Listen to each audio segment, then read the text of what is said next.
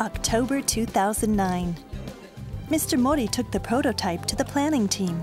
They wanted to get their feedback about possibilities of commercialization.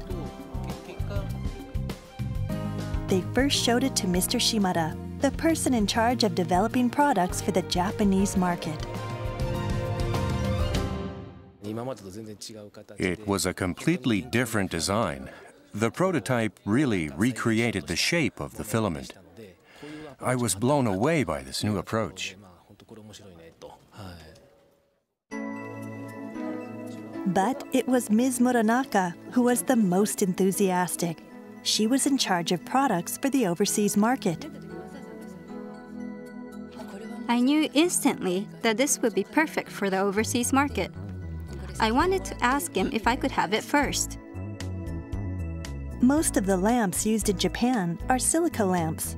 They have a white exterior. The entire surface of these lamps appears to glow. Another type are ones with transparent glass bulbs, known as clear light bulbs. The beautiful glow is magnified when reflected off objects. Approximately 80% of light bulbs used in Europe are clear. Ms. Muranaka believed that this unique glow had excellent business potential. It was clear, so I knew it would do well in Europe. I was very sure of its potential. We must promote both performance and design. I think so too. This is how the development of the LED clear light bulb began. What they wanted to achieve was an LED that looked exactly like an incandescent light bulb. So, like incandescence with a filament in the center, the LED bulb also had to glow in the center. But incandescent light bulbs can discharge heat as infrared rays, but LEDs accumulate heat within. So we had to think about how we can help it release the heat. The heat must be discharged. But what makes this difficult is the clear glass bulb. It is completely transparent.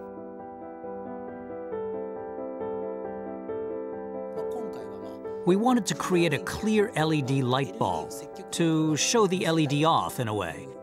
But we didn't want to overdo it. And we also wanted to make sure that the heat is properly discharged. We needed to strike an optimal balance between the two to overcome these obstacles. So they chose an aluminum alloy with excellent thermal conduction to create the column for attaching the substrate, successfully allowing the LED to discharge heat without sacrificing design. Next, Mr. Mori focused on developing the substrate. The substrate they created was clear. The LED emits light from this yellow portion. With an ordinary substrate, only the top glows and the bottom remains dark. But with incandescent lamps, the filament glows in all directions. So they developed a clear substrate to enable it to glow like incandescence. I thought maybe, just maybe it's finished. They lit it, but it looked a little strange. The reason became clear when they placed a white paper against it. The light emitted from under the substrate was bluish-white. The color was completely different. I was very shocked. LED's bluish light has to pass through a yellow fluorescent substance to emit light that resembles incandescence. We had attached a fluorescent substance on top, so the color of light was right, but we didn't do so on the bottom. So yes, obviously the LED emitted blue light from beneath.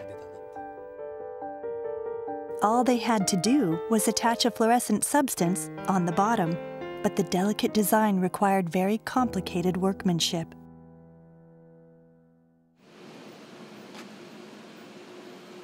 the team had hit a dead end.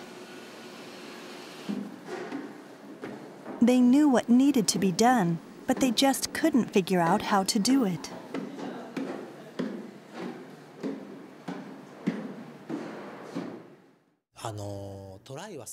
We kept trying, but we just couldn't get it right. There was a schedule we had to stick to, so we felt under pressure. But 3 months later, they came across a new idea from somewhere unexpected. I was talking about our problem to someone who was on the same team, but working on a different project. He suggested a great idea. His colleague had proposed that they use a very unique method to paint a fluorescent substance on the substrate. An idea that would make mass production feasible. It was a different crafting technique, so to speak. The team then turned to Mr. Hiraoka. He was tasked with the mass production of this light bulb. The wires used were very fine. They broke at the slightest touch. And it was very small, so it had to be handled very carefully. But they wanted to create LEDs that were exactly like incandescents. What was driving them was their passion. February 2011. They finally succeeded in developing a unique technology, which was later named center mount technology. Everyone was very impressed by the dazzling light. It emitted the same quality of light from the top and bottom, so we all punched our fists in the air in triumph. At first, I saw it from 3 meters away, and it looked exactly like an incandescent. I thought that this light bulb would have a significant impact.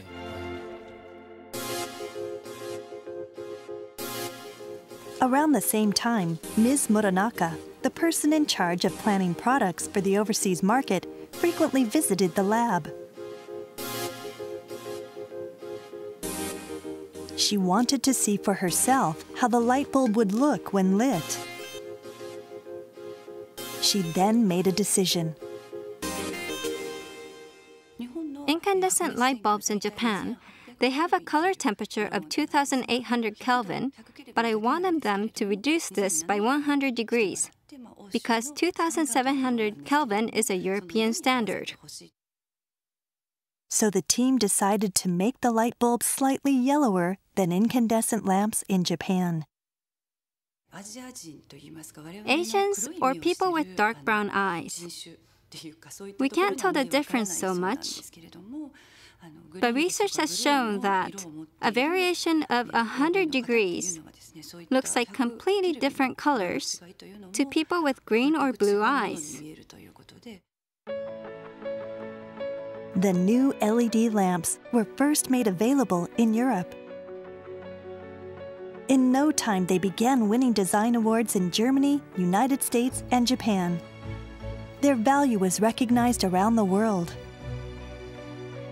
The lamps had great potential in Europe, a market where people cherished the nostalgic glow of clear incandescent light bulbs.